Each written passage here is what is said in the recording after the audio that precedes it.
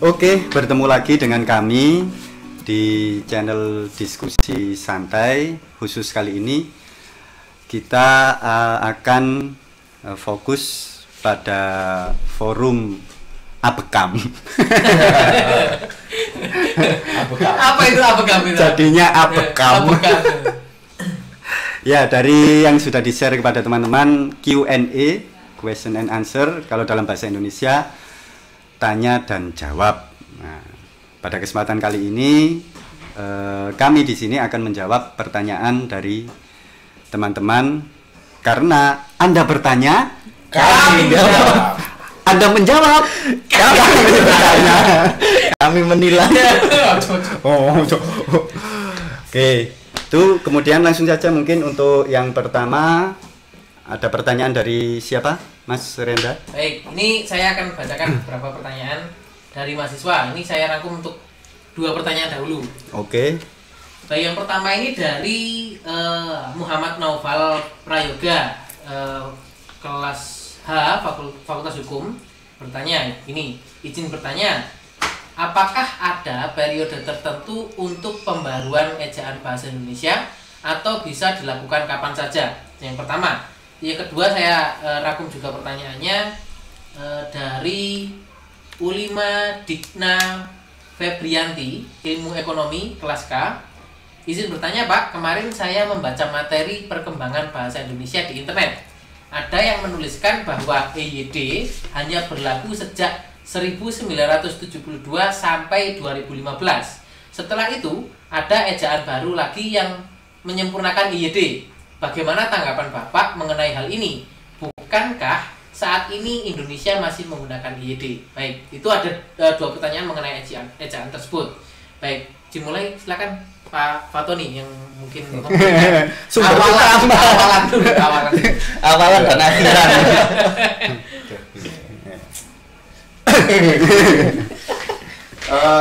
Baik, saya akan mencoba menjawab, memberikan alternatif jawaban lah. Kalau menjawab kan kelihatannya mutlak dan pasti benar gitu. Saya akan memberikan alternatif jawaban di antara sekian banyak alternatif jawaban yang lain. Ini salah satunya saja. Teman-teman yang lain juga nanti bisa memberikan itu juga. Yang pertama terkait dengan periodisasi ejaan gitu ya. Saya kira sampai hari ini kita tidak pernah memiliki sejarah tentang perubahan yang secara periodik begitu. Perubahan itu bisa bersifat politis atau bisa sewaktu-waktu berubah gitu kalau kita melihat latar belakang sejarah kita. Tapi yang pasti perubahan mulai dari tahun 70 sampai hari ini itu ada namanya Kongres Bahasa Indonesia yang dilaksanakan setiap 5 tahun sekali. Kongres ini mencoba menjawab perubahan zaman yang terkait dengan permasalahan-permasalahan bahasa, khususnya bahasa Indonesia. Produk dari kongres ini adalah yang paling bisa dilihat itu adalah kamus, ya, yaitu Kamus Besar Bahasa Indonesia atau biasa disebut dengan KBBI. Maka di sini ada progres memang. Progres yang paling tampak adalah penambahan kosakata baru dalam hasanah perbendaharaan kata bahasa Indonesia. Itu yang dilahirkan dalam Kongres Bahasa Indonesia. Kalau perubahan ejaan dari EYD ke Pedoman Umum Ejaan Bahasa Indonesia itu memang sampai tahun 2015. Dimulai tahun 2015. Kalau tadi saya googling, ya, saya bertanya kepada Mbah Google, dasarnya adalah Permendikbud nomor 50 yang diterbitkan pada tahun 2015. Pada dasarnya tidak ada perubahan signifikan yang terjadi antara EYD ke PUEB. Mungkin Mas Ifir atau Mas Renda atau Mas Esa bisa menambahkan tentang perubahan-perubahan yang sedikit ya, perubahannya sedikit saja. Lah, kenapa kok sampai hari ini yang menjadi masalah adalah kenapa sampai hari ini begitu melekat erat di ejaan EYD, ya, bahwa ejaan bahasa Indonesia itu yang muncul sampai hari ini adalah EYD, padahal secara legal formal, secara yuridis formal begitu sudah berganti menjadi Pedoman Umum Ejaan Bahasa Indonesia. Yang pertama adalah karena proses anchoring, karena proses kanonisasi EYD ini sebagai sebuah istilah itu sudah melekat dalam dalam masyarakat kita.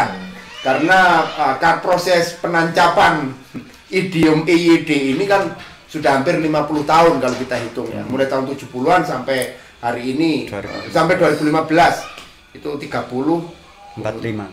tahun, 45 tahun.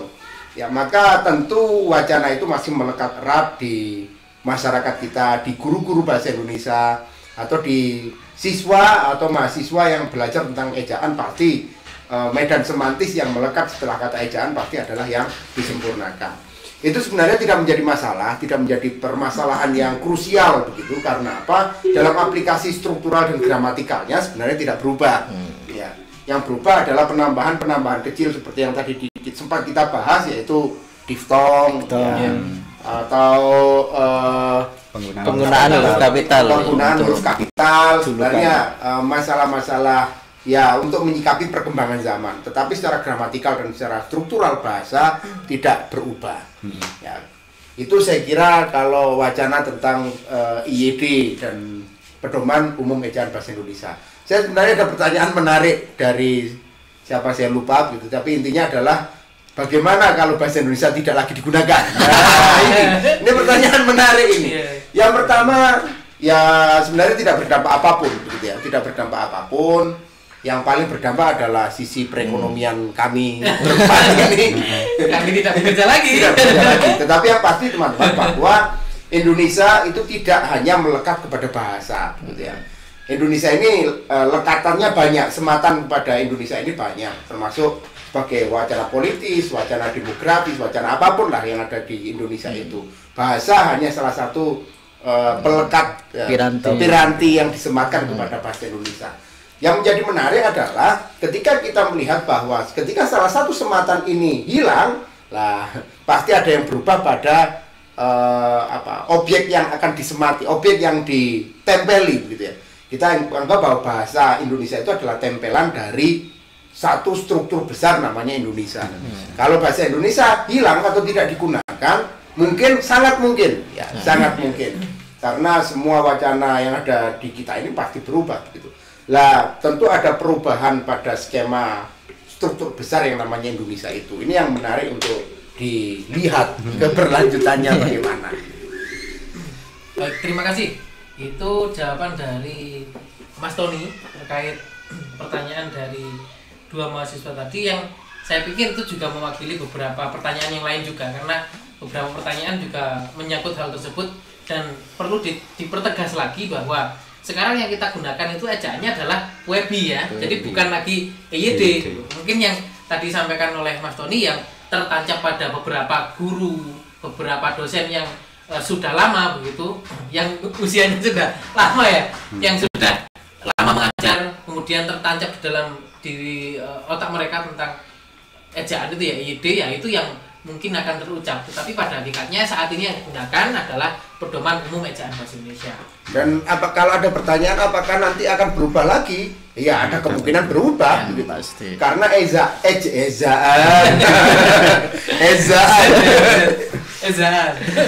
karena ejaan itu adalah salah satu indikator bahwa ada perubahan zaman, maka ejaan pasti berubah. Ya. Ketika zaman berubah, pengetahuan berkembang, ada informasi baru, ada teknologi baru, mungkin ada kosakata baru, maka dampaknya pasti ejaan harus diubah untuk menyesuaikan zaman. Ya, contoh yang paling mutlak itu ya penambahan diftong EI pada bahasa Indonesia. Dulu awalnya bahasa Indonesia itu punya 3 diftong. Diftong itu adalah rangkaian bunyi vokal, misalnya pantai, kemudian santai, ai, amboy, kemudian harimau.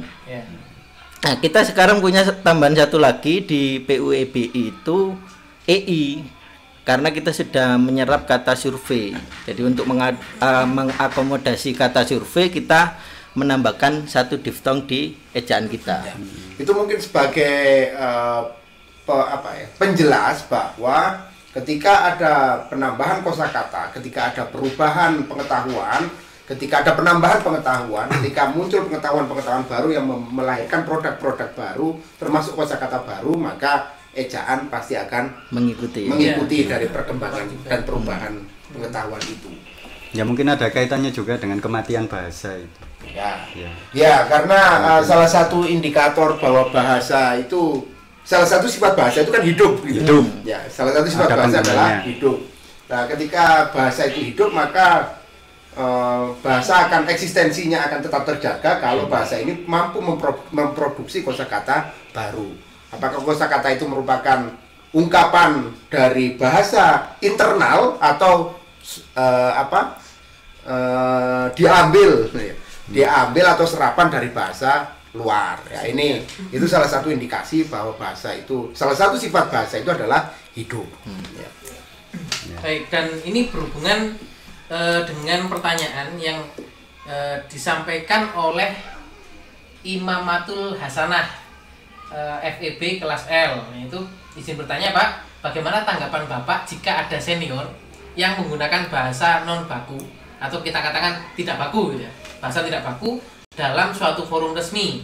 Bagaimana cara yang baik untuk menegur atau mengingatkan bahwa diksi itu penting dan hal yang dilakukan itu tidak tepat begitu. Baik, mungkin Mas Ikfir ya mengenai hal ini bagaimana tanggapannya? Jadi pertama soal ragam bahasa kita harus memilah dulu. Jadi poin penting dalam ragam bahasa, pembahasan ragam bahasa itu adalah ketepatan penggunaan pemilihan ragam bahasa itu. Misalnya kalau Anda di sebuah acara resmi, maka Anda dituntut untuk menggunakan bahasa yang resmi. Kalau Anda karena setiap ragam bahasa itu punya fungsi sosialnya masing-masing. Jadi tidak melulu ketika Anda diajarkan bahasa Indonesia yang baik dan benar, kemudian Anda pulang ke kosan, pulang ke rumah, bertemu keluarga, bertemu teman, kemudian lantas menggunakan bahasa yang sangat formal, itu kan juga akan menjauhkan hubungan Anda dengan, karena wilayahnya wilayah kekerabatan, wilayah dekat, maka gunakan bahasa yang sifatnya lebih cair, bahasa-bahasa non formal. Untuk kasus yang ditanyakan itu, dalam kasus itu maka karena aturannya di forum resmi, di situ ada aturan mainnya bahwa Anda harus pastikan dulu kakak senior Anda itu menggunakan bahasa non formal atau ragam non formal itu untuk mencederai dalam tanda kutip acara resmi tersebut atau untuk tujuan tertentu, misalnya ingin mencairkan suasana, ingin mengambil lagi perhatian audiens pada dia. Nah, itu biasanya beralih menggunakan, ada tujuan tertentu yang ingin dicapai dengan penggunaan bahasa non formal. Kalau kasusnya itu tujuan tertentu, maka sah-sah saja ketika dia. Tapi kalau misalnya itu niatnya bukan seperti itu, tapi untuk mencederai acara resmi tersebut, maka aturan menegurnya yang punya wewenang ya moderator dalam acara atau dalam forum tersebut. Maka Anda, kalau Anda posisinya audien, ya mungkin Anda bisa lapor ke panitia, karena memang wewenangnya ada di moderator, karena moderator lah yang diberi wewenang itu untuk mengatur jalannya diskusi atau pembicaraan dalam forum resmi tersebut. Kalau saya sih seperti itu. Ya mungkin juga ada kaitannya juga bahwa ada materi yang membahas tentang etika dan estetika dalam forum ilmiah, bahwa kode-kode etik dalam forum ilmiah, ya, sepertinya forum ilmiah, hampir semua forum ilmiah itu kan ada moderator sebagai penengah. Maka kalau memang kita memandang seseorang, baik itu pembicara, audiens yang lain, kecuali mungkin diri moderator sendiri ya, kita mau menyalurkan aspirasi pada siapa kalau yang mencederai forum ilmiah moderatornya. Ya, tapi itu selalu ada jalur yang ditempuh, yakni melalui moderator. Itu kalau memang sekarang konteksnya ilmiah. Dan kode etiknya saya rasa ya, meskipun kita tidak tahu secara detail ke kode etik di suatu tempat, tapi kita sebagai manusia itu biasanya mudah beradaptasi. Maksud saya mudah beradaptasi ya ketika kita masuk ke dalam mungkin ruang seminar begitu. Maka secara otomatis diri kita juga akan menjaga hal-hal yang sekiranya mengganggu audiens atau mengganggu proses berjalannya seminar ini, maka kita secara otomatis akan menjaga itu. meskipun kita tidak tahu bahwa kode etiknya atau aturan mainnya seperti ini dalam forum ilmiah harus begini gitu. Kalaupun memang ada penggunaan bahasa yang seperti tadi dikatakan oleh Mas Ivir itu tadi, ya memang fokus utamanya bahwa ini apa ya, ketika menggunakan kalau dalam istilah ilmu linguistik mungkin campur kode, ya mungkin percampuran bahasa antara Indonesia dengan Jawa. Kalau memang secara audiens dominan berasal dari Jawa atau dari Kalimantan, maka sesekali menggunakan bahasa daerah itu juga menjadi daya tarik bagi seorang pemateri, itu kalau menurut saya. Iya, karena ada beberapa pertanyaan itu yang menyangkut itu, misalnya karena ada dosen yang dirasa itu tidak menggunakan bahasa Indonesia yang baik dan benar, sesekali menggunakan bahasa yang non formal. Nah, maka saya tekankan bahwa kalau penggunaan itu sah ketika dia memiliki tujuan-tujuan tertentu, misalnya mencairkan suasana di kelas, kemudian ada istilah-istilah teknis dalam bahasa asing di rumpun keilmuan tertentu, itu terkadang tidak bisa kita cari padanannya dengan dalam bahasa Indonesia lah. Faktor-faktor seperti itu harus dilihat bahwa itu memang wajar terjadi. Ya. Nah, pumpung apa kita bahas ini, maaf ya Mas Inu ya. Kata-kata yang akan diproduksi sudah berjejalan di sini. Sudah mau keluar. Tapi direm. Nah, pumpung kita membahas ini juga, maka ada kaitannya juga dengan diksi. Bahwa dalam diksi ini ada pertanyaan dari Gregorius Vicito Gabriel, kelas L. Ini fakultas apa ini? Tidak dicantumkan. Izin bertanya, bagaimana cara kita bisa tahu memilih diksi yang tepat bagi kehidupan sehari-hari, tapi di sisi lain kita terbatas dalam pemilihan kosakata. Nah, ini sepertinya yang harus kita duduk tegaskan definisi tentang diksi, karena mewakili beberapa pertanyaan dari teman-teman yang lain. Masih belum menangkap makna dari diksi itu apa, atau artinya itu apa sih diksi itu? Yang dimaksud diksi itu apa? Nah, ini silakan. Tadi padahal bukan penguatan dari Mas Tony dulu. Oh ya, sebelum ke diksi. Nanti kan sebelum ke diksi tadi bahasa etika dan estetika atau apa tadi? Pertanyaannya formal. Tentang formal, ragam formal atau tidak. Senior. Begini teman-teman, bahwa menurut saya berbahasa dimanapun itu, apakah dalam ragam formal, ragam resmi, ragam akrab, ragam intim, ragam apapun itu, yang paling penting adalah adanya kesengajaan dan adanya kesadaran tentang penggunaan sebuah bahasa. Ini yang paling penting, begitu. Sebenarnya bahasa itu taste ya, bahasa itu perasaan. Saya yakin bahwa ketika teman-teman menjawab soal bahasa Indonesia, ketika ada pertanyaan isilah kalimat rumpang di bawah ini, atau isilah titik-titik pada kalimat di bawah ini, maka yang akan kita masukkan pada titik-titik itu sebenarnya kita tidak pernah menganalisis itu dari gramatikal. Oh, kalimat ini tidak ada predikatnya, kan tidak pernah itu. Tetapi kita memasukkan pilihan yang paling nyaman menurut kita, yang paling enak kita rasakan. Itu bukti bahwa bahasa itu taste sebenarnya. Tetapi perasaan ini harus kita jaga dan kita batasi dengan sebuah kesengajaan dan kesengajaan hadir dan kesadaran dalam proses pengucapan. Ketika kita berada pada forum ilmiah, sebenarnya juga tidak kecil kemungkinan dalam bahasa verbal kita akan menggunakan forum bahasa baku, begitu, kecil kemungkinan. Tetapi minimal ada kesadaran dan ada kesengajaan untuk mengucapkan, untuk melafalkan, atau untuk menggunakan ragam bahasa yang sesuai dengan konteksnya. Kalau baku ya pasti bahasa untuk tulis, ya itu yang paling mungkin diaplikasikan. Saya kira catatan utamanya adalah kesadaran dan kesengajaan penggunaan bahasa itu. Nah, ini menjawab itu, kesadaran dan kesengajaan inilah yang biasanya melahirkan pilihan-pilihan kata tertentu. Nah, pilihan kata tertentu inilah yang kita sebut sebagai diksi.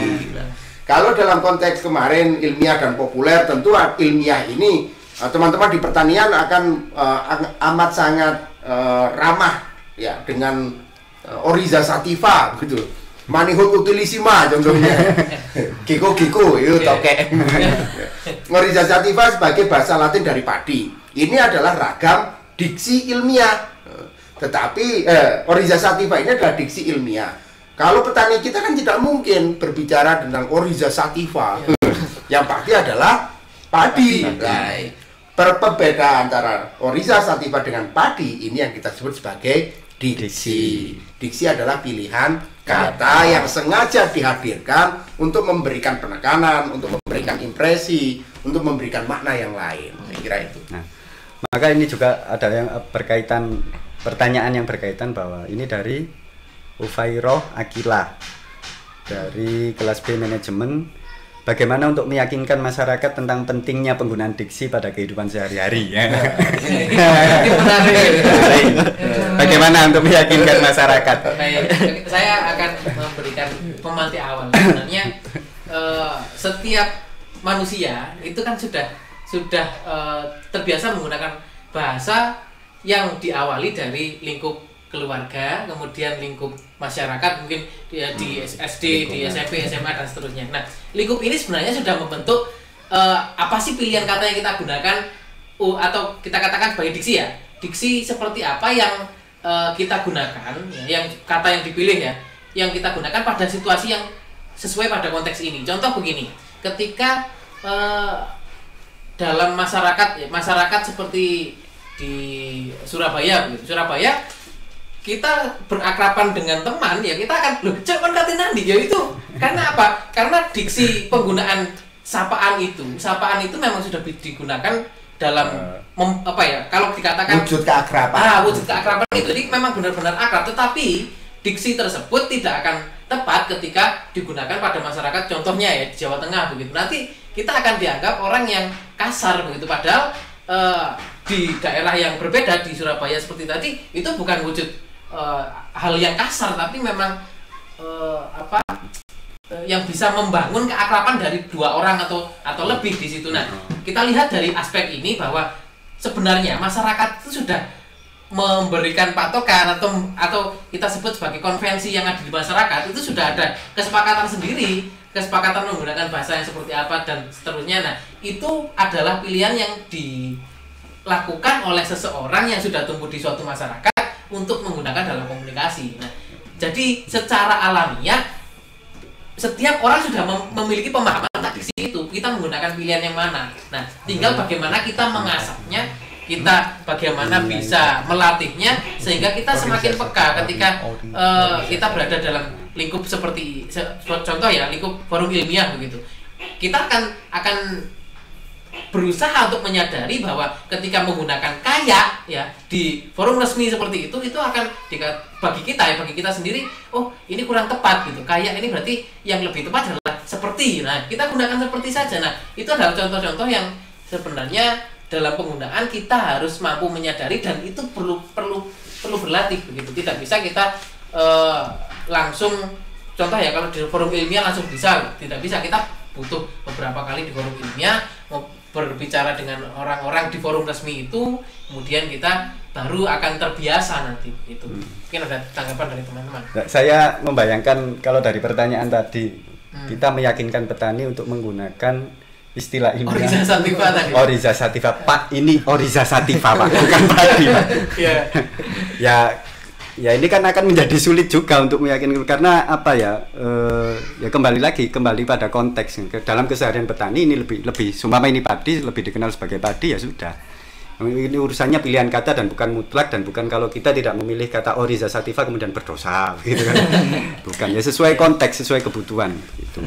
Maka akan menjadi sangat terasa aturan ini menjadi sangat ketat itu ketika kita memang berada pada forum akademik, karena pengenalan terhadap istilah-istilah ini yang tidak kita jumpai dalam kehidupan sehari-hari.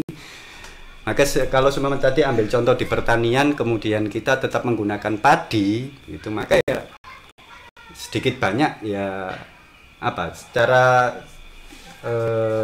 kelancaran keilmuan, transfer keilmuannya tidak bisa selancar itu begitu. Ini karena diksi, ya kembali lagi pada konteks ya, untuk diksi. Saya tertarik dengan Mas Renda tadi ya, terkait dengan konteks sosial gitu.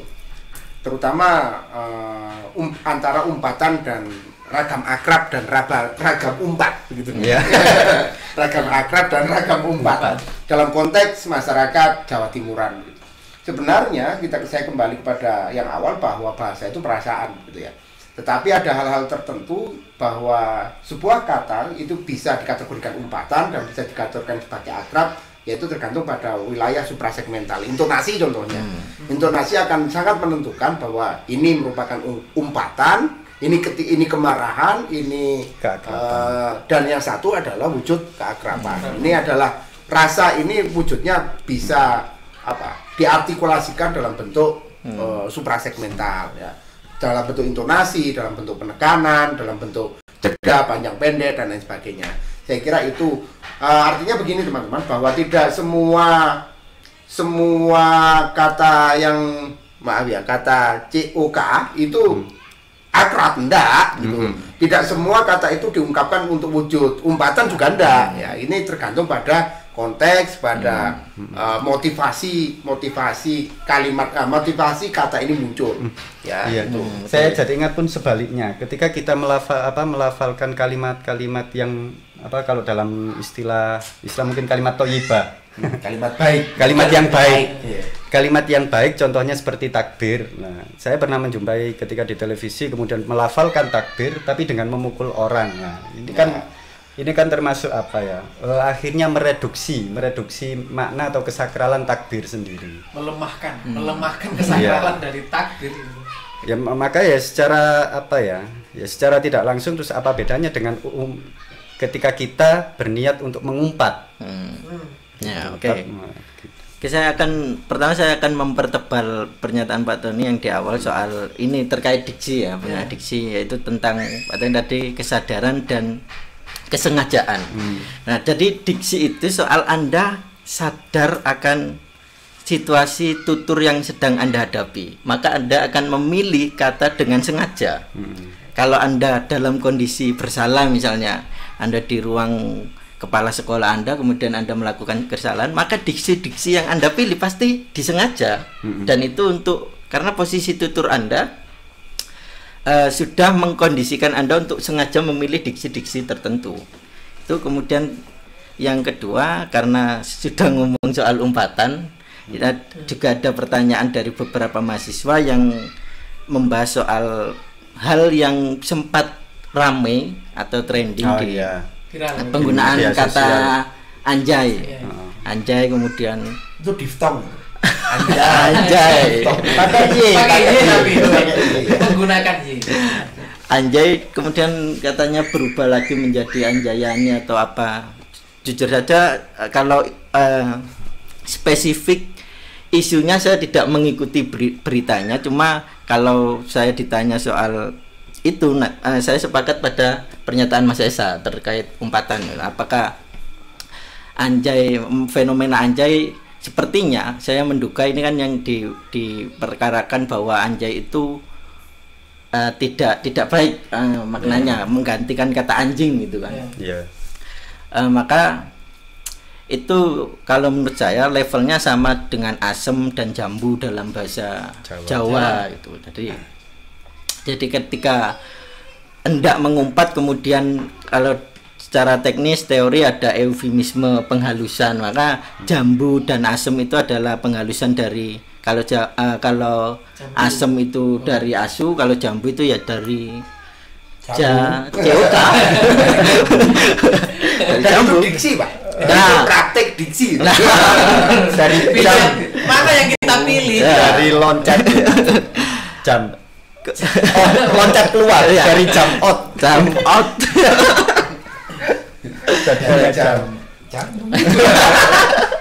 Itu juga diksi. Ya.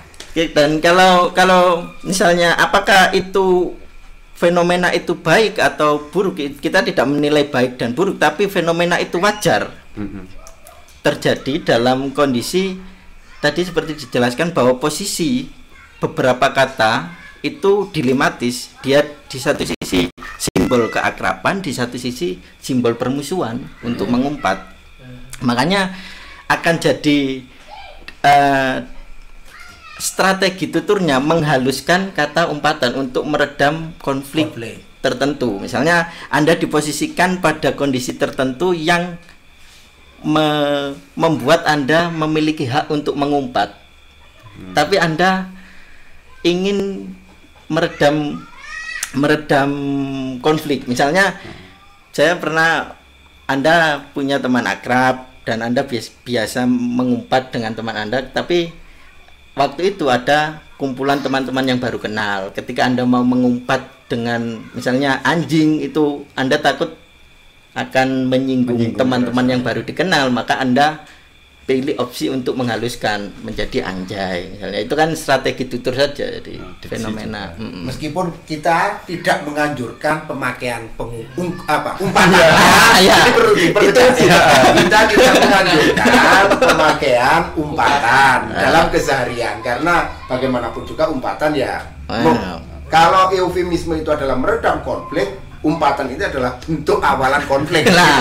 Maka kita tidak menggunakan. Kami tidak menyarankan Anda untuk menggunakan apakah itu dalam bentuk eufemis atau dalam bentuk sarkas, dalam bentuk kasar, tapi apapun itu, umpatan adalah wujud awal dari sebuah permusuhan atau sebuah permusuhan. Stimulus awal. Iya, stimulus tergantung responnya. Kembali pada konteks. Kembali pada konteks. Oke.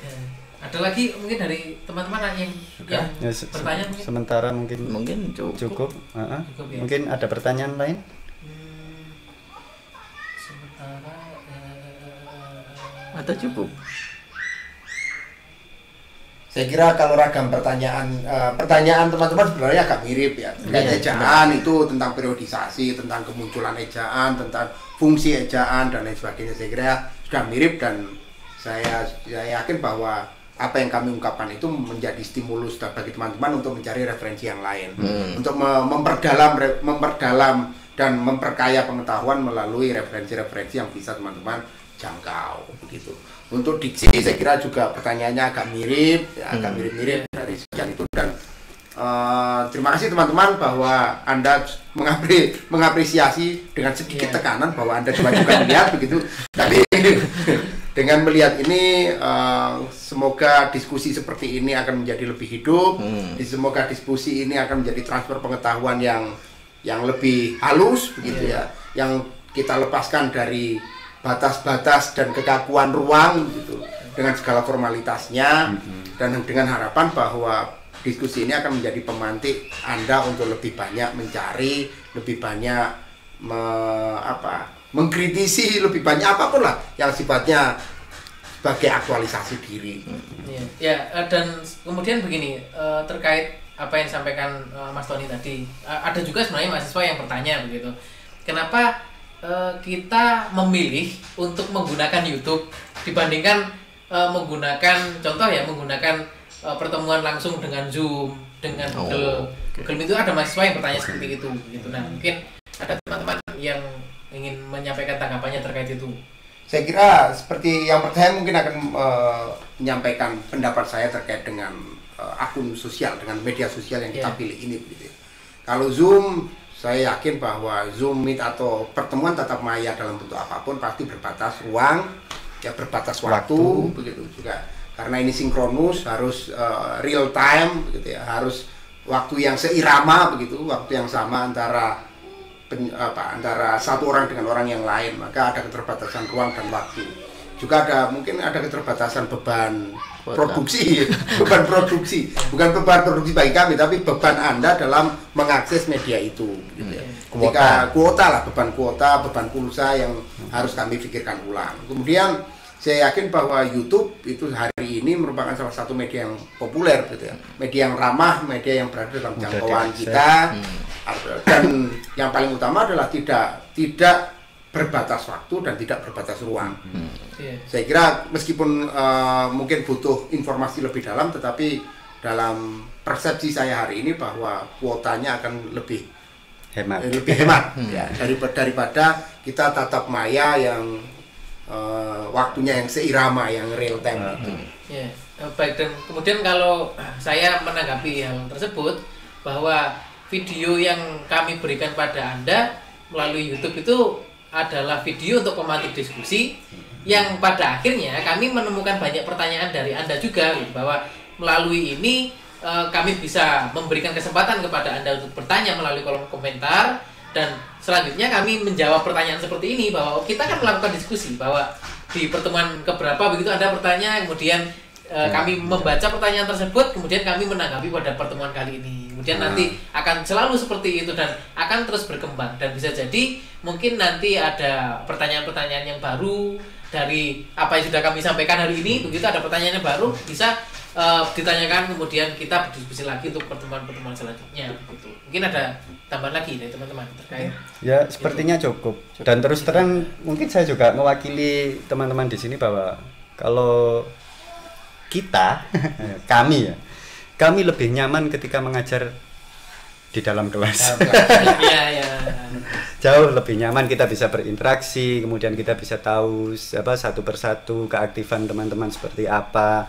Kemudian kalau pada saat mengajar mungkin ada yang kurang dari kami sebagai dosen dan seterusnya, kita bisa langsung berinteraksi gitu. Ya, tapi memang keadaan seperti ini sehingga kita berusaha untuk memberikan alternatif terbaik yang kami pilih untuk pembelajaran pada kesempatan kali ini. Tidak menutup kemungkinan, dan semoga saja demikian bahwa semester genap atau semester berikutnya kita sudah bisa. Oh jangan, kalau kita jangan bertatap muka berarti Anda tidak lulus. Ulang. Kita bertatap maya saja.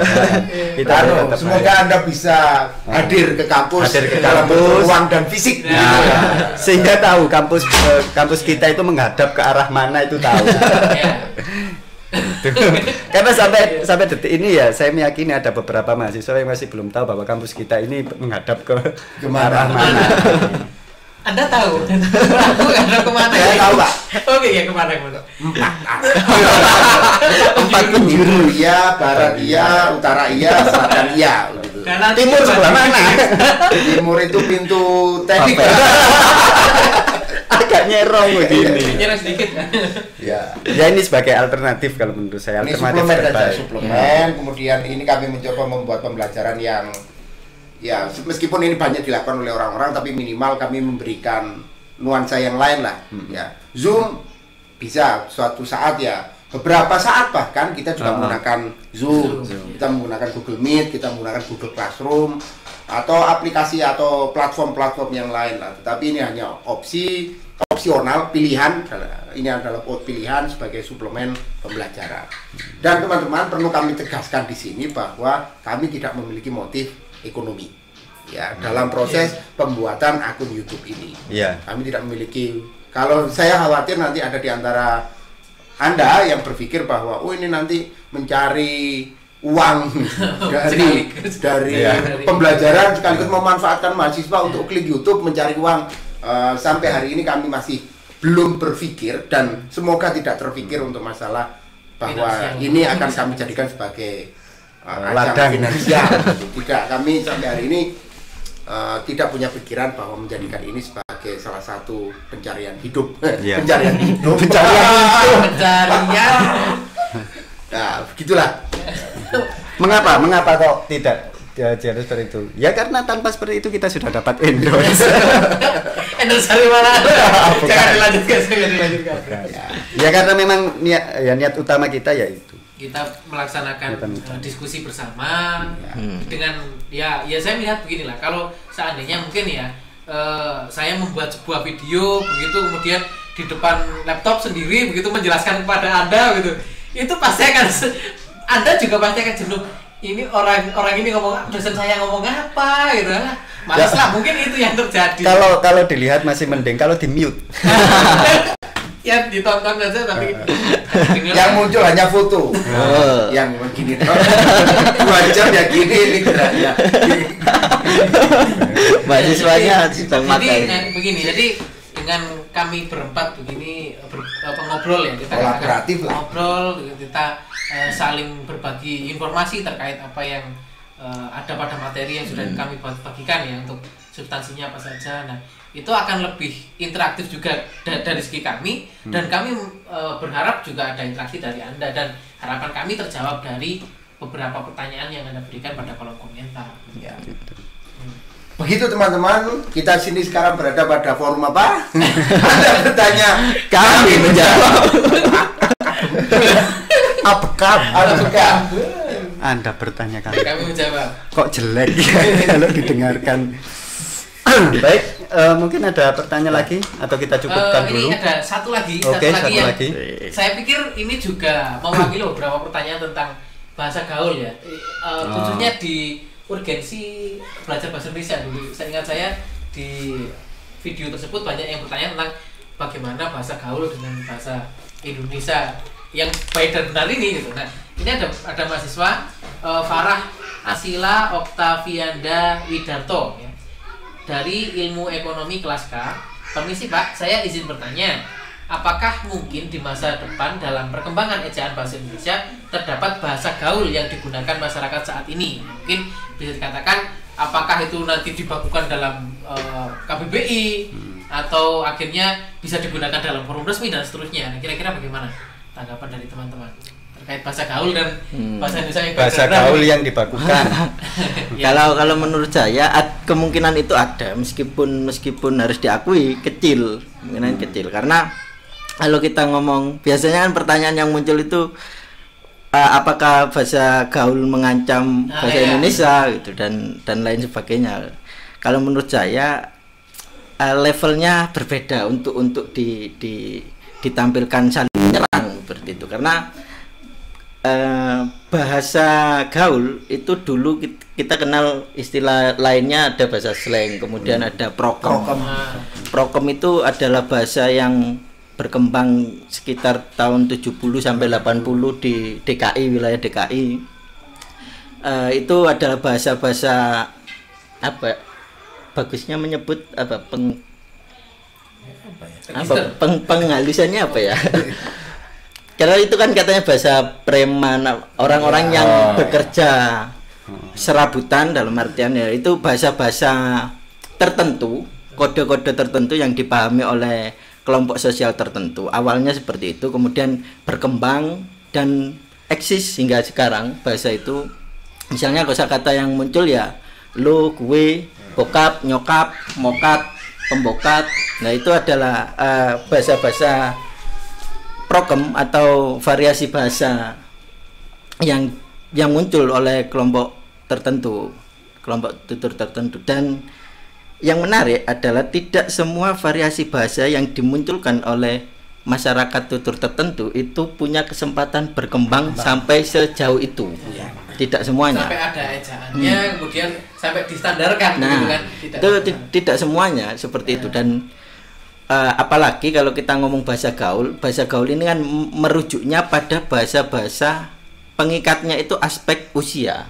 Bahasa-bahasa remaja sebenarnya kan itu bahasa-bahasa remaja yang untuk membedakan kelas sosialnya sebagai remaja dengan kelas sosial yang lain, orang-orang tua misalnya, bahwa dia sebagai remaja punya kode bahasa sendiri yang dipahami oleh mereka.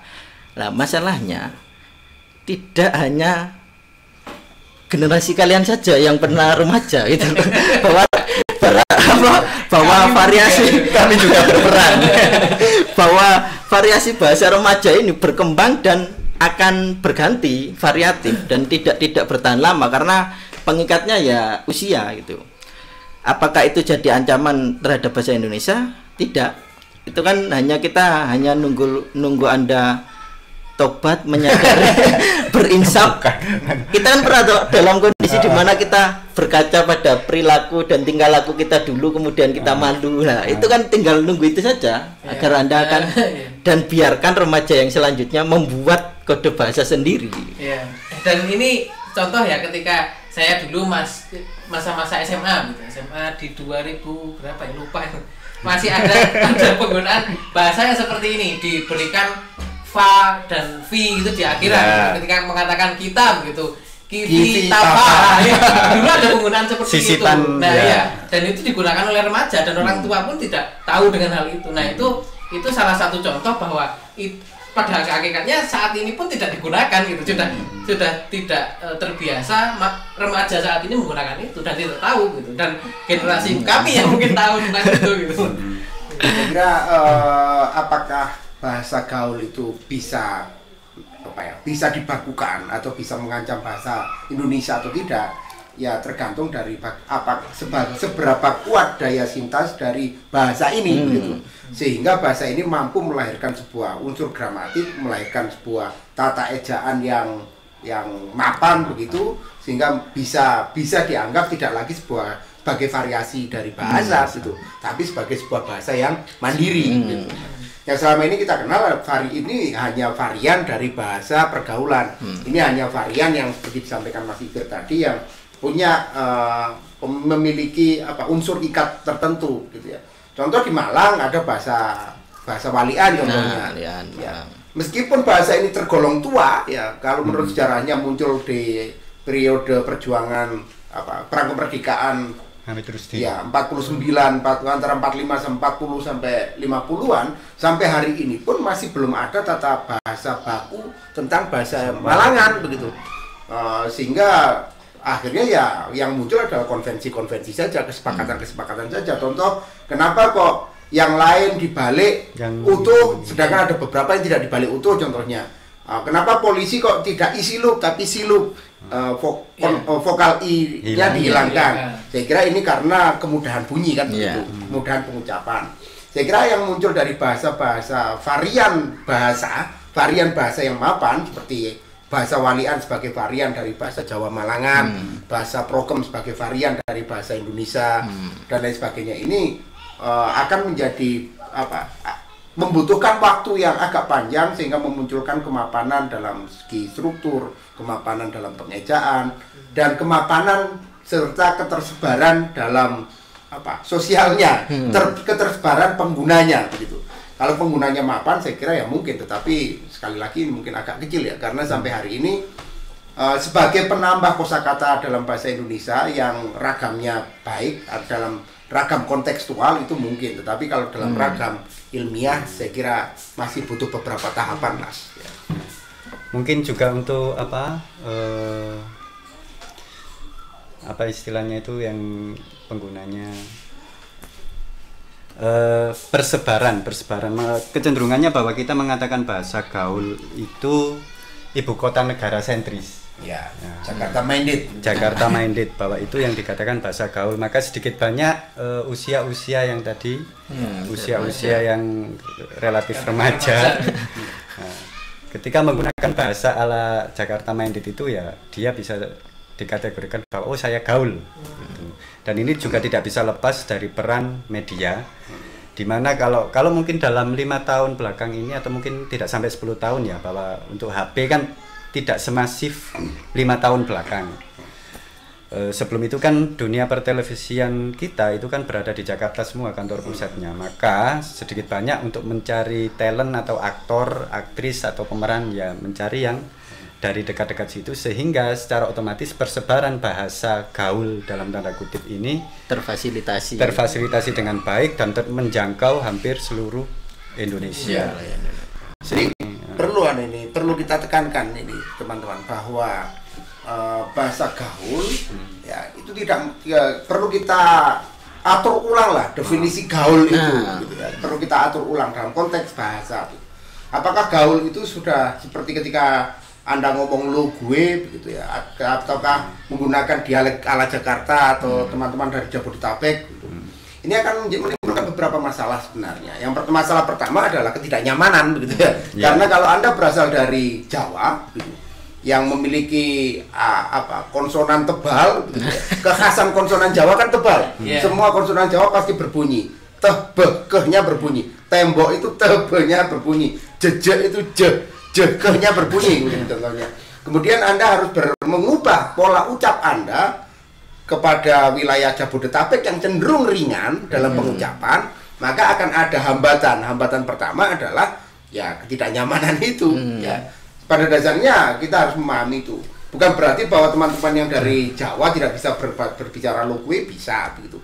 Tetapi prosesnya agak panjang karena Anda harus melemaskan lidah Jawa Anda, atau orang menyebutnya medok gitu ya. Medok ini kan karena ketebalan bunyi konsonan yang menjadi kekhasan bahasa Jawa. Nah, ini perlu kita ubah bahwa fenomena gaul hari ini seharusnya tidak melulu disematkan kepada penggunaan bahasa ala teman-teman dari Jakarta.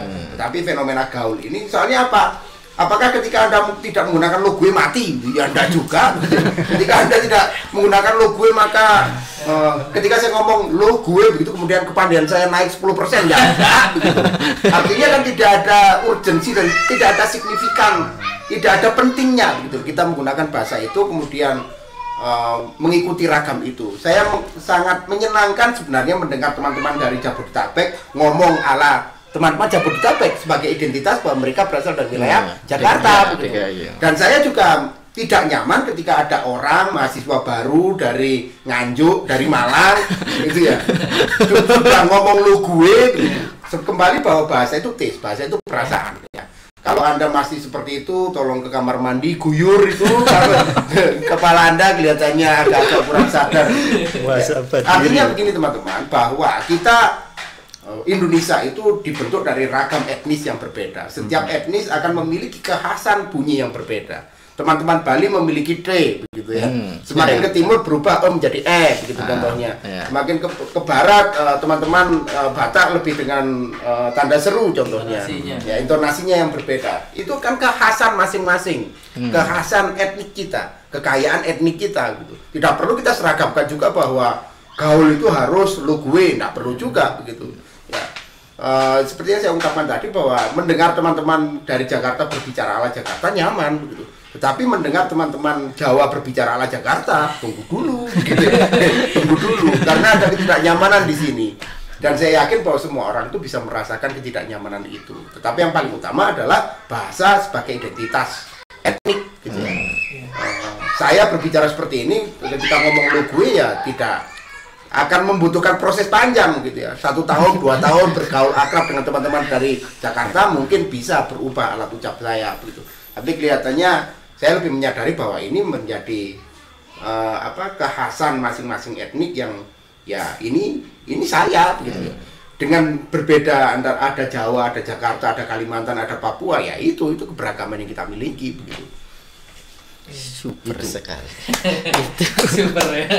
Ini enggak ada minuman yang dingin gitu enggak ada. Sudah habis ya minumannya. Iya. Ya mungkin juga karena memang apa ya, ketika kita melihat di televisi itu kan akhirnya menjadi apa? Percontohan. Trendsetter. Iya, menjadi trendsetter. Tapi dalam hal ini ya saya merasa beruntung bahwa kita sekarang sudah berada pada teknologi Android. Maka dalam hal ini untuk persebaran bahasa itu sepertinya lebih merata, karena ya saya juga menjumpai ada seorang entah itu YouTuber atau mungkin yang aktif atau selebgram dan seterusnya, tapi dia juga membawa kekhasan mungkin yang dari Jawa Timur ya, masih mungkin yang dari Sumatera, dia tidak seperti tadi yang dikatakan bahwa Jakarta sentris begitu, bahwa ini untuk persebaran bahasanya juga mulai berimbang, bahasa gaul ya, bahasa gaulnya mulai berimbang. Belum lagi yang viral-viral itu kan juga tidak menggunakan bahasa yang ibu kota sentris tadi. Ya, sekarang sudah berkembang pada pengakuan kedaerahan. Keunikan daerah yang daerahnya muncul sesuatu yang lokalitasnya viral gitu kan. Mungkin tagline-nya adalah kuasai bahasa asing. Ya. Utamakan bahasa Indonesia. Lestarikan kuasai bahasa asing. Tiga itu poinnya. Poin utamanya di situ. Ya, kalau bisa kita ambil contoh lagi bahwa kalau kita ambil dari contoh penceramah ya atau tokoh itu kan ada salah satu tokoh yang membawa kekhasan pelafalan dari daerah asalnya yakni Bojonegoro. Nah itu justru menjadi nilai tawar gitu. Di antara sekian banyak penceramah yang lain kemudian yang seolah-olah sama dalam penyampaiannya, tapi beliau membawa logat khas dari daerah asalnya dan itu menjadi daya tarik gitu. Yang pasti bahwa ragam gaul itu tidak terikat atau berbeda konteks dan berbeda konsep dengan baku resmi dan lain sebagainya itu, karena ragamnya memang tidak sejajar gitu. Saya kira itu penekanan kita teman-teman mengenai bahasa gaul. Iya, bahasa gaul dan bahasa Indonesia yang baik dan benar tadi. Iya. Gitu. Oke, super sekali. Mario teduh. ada pertanyaan lagi? Sementara itu untuk sementara Q&A yang tanya jawab untuk saat ini itu. Untuk saat ini sepertinya sudah cukup ya. Ya. Ya, sepertinya ya sudah sejak tadi akan ditutup. Tadi juga ada closing ceremony. Iya. Nah, ya. Masih lanjut. Masih lanjut gara-gara gaul. Oleh Mas Ifir yang melemparkan batu. Lu sih. Nah itu contohnya kalau orang Jawa menggunakan bahasa kan Lucy. Ya gini nih. Ya gini nih. Gue gak tahu gua. Lah kakak dia apa-apa. Ya begitulah.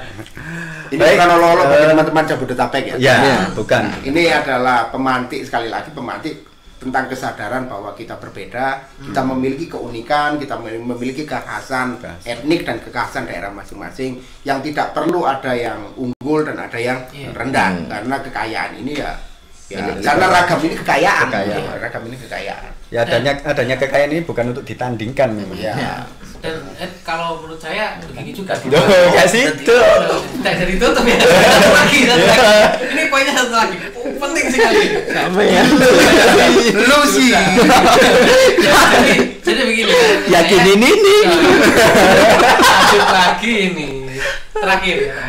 Jadi saya pikir begini. Yang poinnya adalah kita sebenarnya harus menghargai budaya kita yang sudah kita miliki. Bukan pada akhirnya seperti banyak ya mahasiswa yang saya temukan ya, itu ya terlihatlah orang Jawa yang menggunakan lu gue itu terlihat dari bicara sudah terlihat tanpa dia ngomong dari mana begitu. Nah sebenarnya hal ini kan seakan-akan mengaburkan identitas dirinya yang dari contoh saya dari daerah Malang, mungkin yang menggunakan bahasa yang di daerah yang pedesaan begitu. Nah kemudian bertemu dengan teman-teman yang di daerah Jakarta, kok ini seakan-akan bahasanya bahasa gaul begitu. Kemudian menggunakan bahasa tersebut. Nah pada akhirnya orang juga akan tahu bahwa ya tidak seperti itu logonya gitu, penggunaan logonya.